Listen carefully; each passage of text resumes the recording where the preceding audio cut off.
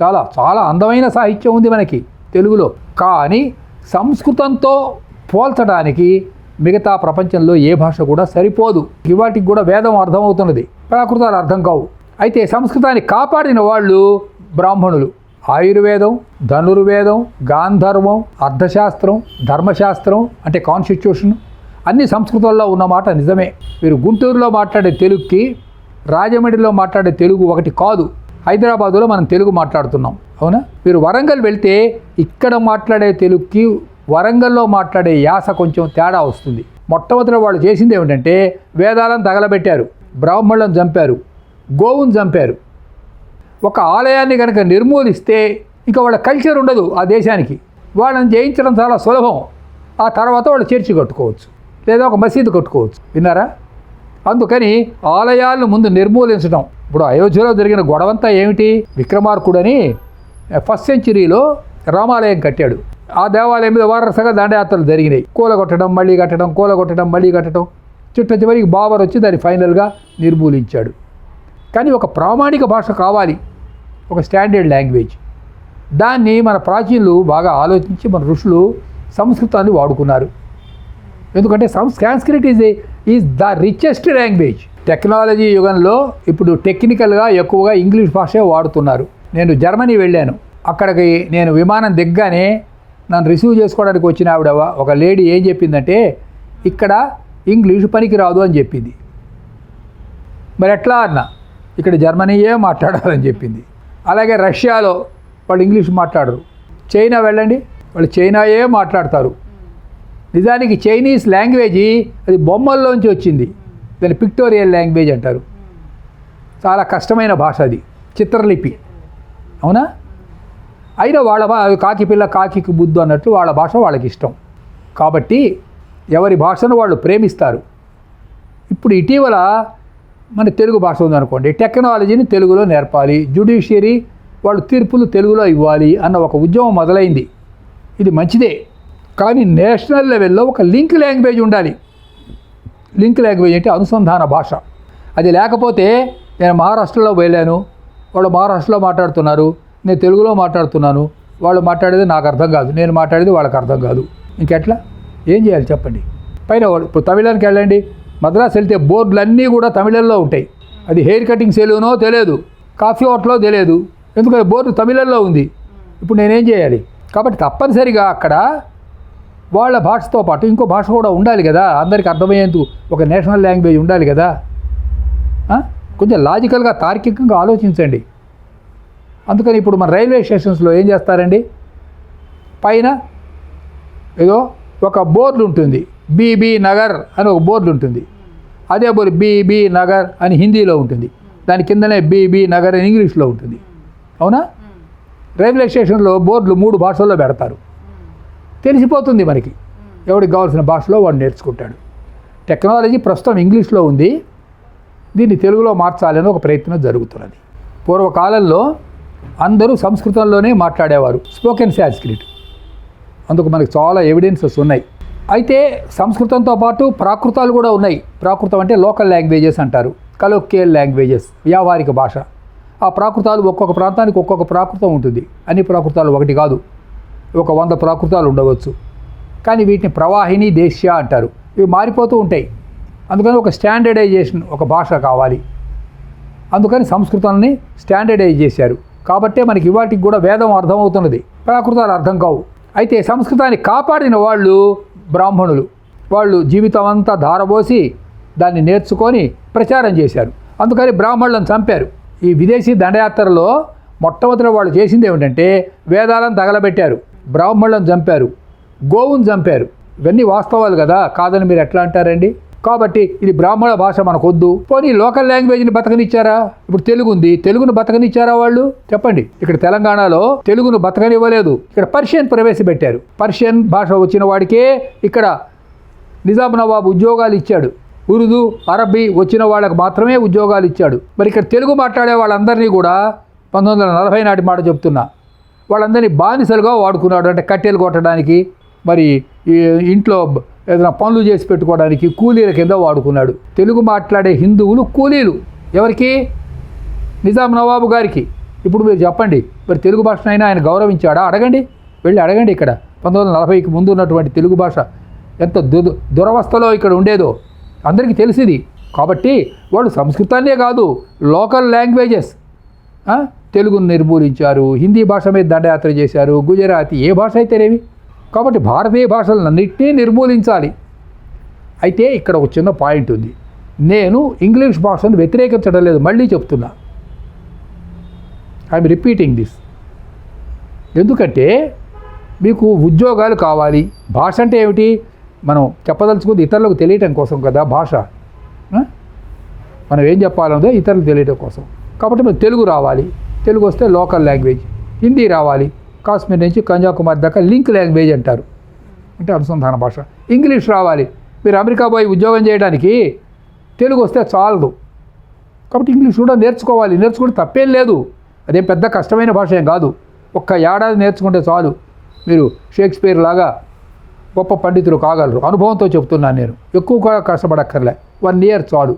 కానీ వాళ్ళ దుర్మార్గం ఏమిటంటే ఇంగ్లీష్ పేరు చెప్పి తక్కిన భాషలన్నింటినీ కూడా నిర్మూలించారు. ఆయుర్వేదం, ధనుర్వేదం, గాంధర్వం, అర్థశాస్త్రం, ధర్మశాస్త్రం అంటే కాన్స్టిట్యూషన్ అన్ని సంస్కృతంలో ఉన్నమాట నిజమే.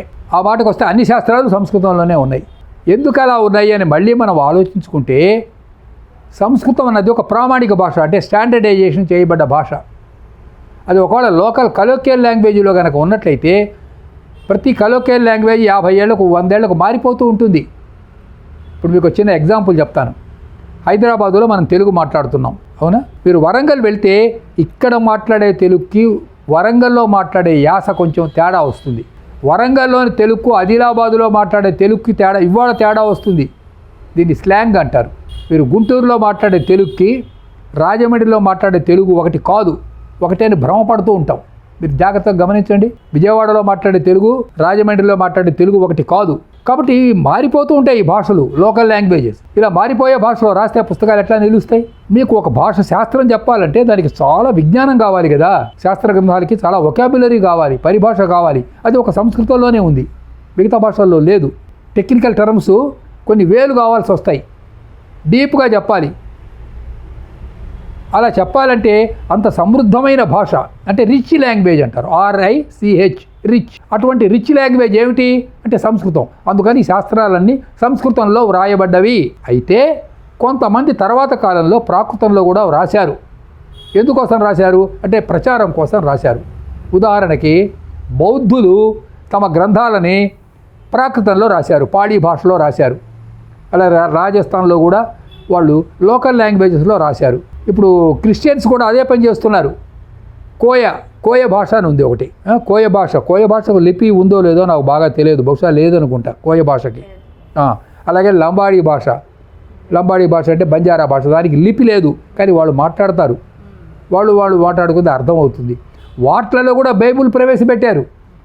చూడండి, ఎందుకు? వాళ్ళకి మత ప్రచారం కావాలి కదా.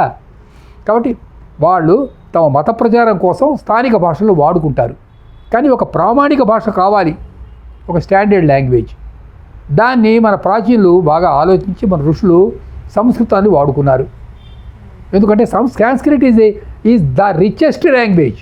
సంస్కృతం చాలా పరిపూర్ణమైన ఒక భాష. ఎవరో అన్నాడు, పాణినీయం గ్రామర్ దగ్గర పెట్టుకుంటే ఇక ప్రపంచంలో ఉన్న గ్రామర్స్ అన్నీ కూడా అందులోంచే పుట్టినట్లు. ఏమంటే ఇదే స్ట్రక్చరు, అధ్యాయాల విభజన, అష్టాధ్యాయి. కాబట్టి అంత జాగ్రత్తగా అందుకే వాళ్ళ ఋషులు అన్నారు, వాళ్ళను మునులు ఋషులు అన్నారు, పాణిని మహర్షి అన్నారు. కాబట్టి సంస్కృతంలో ఈ శాస్త్రాలన్నీ అందుకోసం రాయబడ్డవి. అట్లని దేశ భాషల్లో మనం వద్దు అని అనడం లేదు. మీరు దేశ భాషల్లో కూడా ప్రచారం చేసుకోండి. ఆ మాటకు వస్తే మనకు 1000 ఏళ్ల నుంచి తెలుగు సాహిత్యం ఉంది, చాలా మంచి సాహిత్యం. అది చాలా చాలా అందమైన సాహిత్యం ఉంది మనకి తెలుగులో. కానీ సంస్కృతంతో పోల్చడానికి మిగతా ప్రపంచంలో ఏ భాష కూడా సరిపోదు. అందుకని దాన్ని నాగరీ భాష, దేవభాష అని పేరు పెట్టారు. ఏమంటే ఏమిటి? దేవాలయం అంటే వెళ్ళి ఒక లడ్డు కొనుక్కొని రావటం కాదు. మళ్ళీ చెప్తున్నాను, అక్కడ ఒక ధ్యాన కేంద్రం ఉండాలి, దాన కేంద్రం ఉండాలి, అన్నదాన కేంద్రం ఉండాలి, గోరక్ష ఉండాలి, వేద పాఠశాల ఉండాలి, ఒక నందనోద్యానం ఉండాలి. ఇవన్నీ కలిస్తేనే దేవాలయం. ఒక మల్లశాల కూడా ఉండాలి, ఒక రెజ్లింగ్ సెంటర్ ఉంటుంది ప్రతి దేవాలయానికి అనుబంధంగా, ఒక రెజ్లింగ్ సెంటరు. వాళ్ళే ఎవరన్నా వస్తే కర్రలు తీసుకొని వెళ్ళి వాళ్ళ మీద దండయాత్ర చేస్తారు. ఎందుకు? కాపాడుకోవాలి కదా దేవాలయంలో.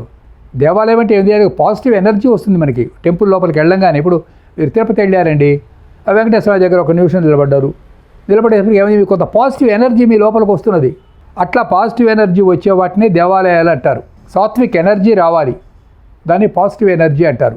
అలా రాకుండా కొంత పాశ్చాత్యుల తప్పు ఉంది, నేను కాదనంటం లేదు, కానీ మన వాళ్ళు కూడా కమర్షియలైజేషన్ చేశారు. సరే, అది వేరే ఇంకొక టాపిక్. అసలు అది టెంపుల్ అన్నది టూరిస్ట్ సెంటర్ ఎట్లా అవుతుందండి? టూరిస్ట్ సెంటర్ వేరు, పిల్గ్రిమేజ్ వేరు.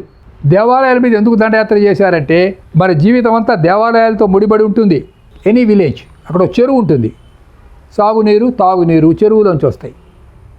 ఈ పక్కనేమో టెంపుల్ ఉంటుంది, వీళ్ళందరి జీవితం టెంపుల్తో ముడిపడి ఉంటుంది.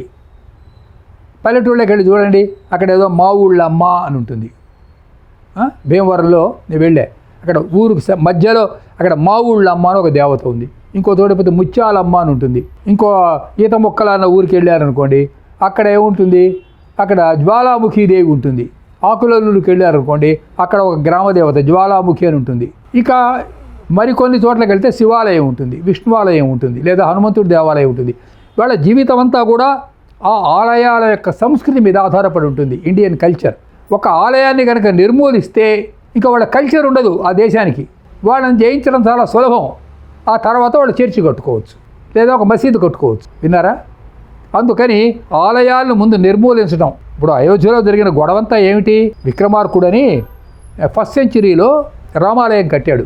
ఆ దేవాలయం మీద వరుసగా దండయాత్రలు జరిగినాయి. కూలగొట్టడం, మళ్ళీ కట్టడం, కూలగొట్టడం, మళ్ళీ కట్టడం. చివరికి బాబర్ వచ్చి దాన్ని ఫైనల్గా నిర్మూలించాడు. ఒక్కసారి దేవాలయం కనుక పోయిందంటే ఇంకా వాళ్ళ కల్చర్ ఉండదు అక్కడ. కల్చర్ లేకపోతే ఏమైంది, ఇంకా వాడు నల్లతోలు కలిగినటువంటి తెల్లటి శరీరం కలిగిన మనిషిగా మారిపోతాడు. వాడు బ్రెయిన్ ఏమో వెస్ట్రన్ బ్రెయిన్, వాడు బాడీ ఏమో ఈస్టర్న్ బాడీ. ఇప్పుడు ఇండియాలో ఉన్నది అంతే. ఇప్పుడు మన దేశంలో 140 కోట్ల మంది ఉన్నారు. అందులో 40 కోట్ల మంది ముస్లింలు, క్రిస్టియన్లు, కమ్యూనిస్టులు ఉన్నారు. 40 కోట్ల మంది. హిందువులు 100 కోట్ల మంది ఉన్నారు. ఈ 100 కోట్ల మంది హిందువులందరూ కూడా హిందువులు కాదు, గుర్తుపెట్టుకోండి. ఊరికే వాళ్ళు పేరుకు మాత్రమే హిందువులు. వీళ్ళలో ఎక్కువ మంది పాశ్చాత్య మనస్తత్వం కలిగినటువంటి వాళ్ళు. వీళ్ళే మనం ఏదన్నా ఒక మంచి హిందుత్వం గురించి చెబితే వాడు క్వశ్చన్ చేస్తూ ఉంటారు. గమనించారా? కాబట్టి ఒక దేవాలయాన్ని కనుక నిర్మూలించినట్లయితే ఏమవుతుంది, అక్కడ సంస్కృతి ఉండదు, ఇంకా నాగరికత ఉండదు, హిందూ జీవన విధానం ఉండదు. అందుకని దేవాలయాలు నిర్మూలిత. ఇంకొకటి ఏమిటంటే దేవాలయాల్లో బాగా సంపద ఉంటుంది, ఈ కానుకలు ఉంటాయి, బంగారం ఉంటుంది, వెండి ఉంటుంది. ఆ మొత్తం దోచుకొని పోవచ్చు. వాళ్ళు ఏం చెప్తారు, విగ్రహారాధన ఉంది, మేము విగ్రహారాధన మాకు నచ్చదు, అందుకని మేము దండయాత్ర చేస్తున్నాం. నీకు నచ్చకపోతే నువ్వు ఇంట్లో కూర్చొని నువ్వు ఏకేశ్వర ఉపాసన చేసుకో, నిర్గుణ ఉపాసన చేసుకో. కానీ చేసుకునేవాడు వాడు ఇష్టం వచ్చిన దేవతను వాడు పూజించుకుంటాడండి. మీకు చిన్న ఎగ్జాంపుల్ చెప్తా. నాకు వంకాయ కూర ఇష్టం అండి, అవునా? ఇష్టం. ఇదిగో ఈ సద్గుణకు పొట్లకాయ కూర అంటే చాలా ఇష్టం. నువ్వు పొట్లకాయ కూర తినడానికి వీల్లేదు, తిన్నావంటే నేను జైల్లో పెడతావు అంటే దాన్ని ఏమంటారు, డిక్టేటర్షిప్ అంటారు. నీ ఇష్టం వచ్చిన కూర నువ్వు వండుకోరా బాబు, ఎవడొద్దన్నాడు. దీన్ని స్పిరిచువల్ డెమోక్రసీ అంటారు. స్పిరిచువల్ డెమోక్రసీ అంటే ఏంటి? నీ ఇష్టం వచ్చిన దేవుడిని నువ్వు పూజించుకో, మాకు అభ్యంతరం లేదు, కానీ నా ఇష్టం వచ్చిన దేవుడిని నేను పూజించుకునే అధికారం నాకుంది కదా, అట్లా పూజించుకోవడానికి వీలు లేదు అనే వాటిని సెమిటిక్ రిలిజియన్స్ అంటారు. గమనించండి, సెమిటిక్ రిలిజియన్స్లో ఇతర మతాల ఎడల సహిష్ణుత ఉండదు. సహిష్ణుత అంటే టాలరెన్స్. ఇది హిందూయిజానికి మిగతా రిలిజియన్స్కి ఉన్నటువంటి బేసిక్ డిఫరెన్స్.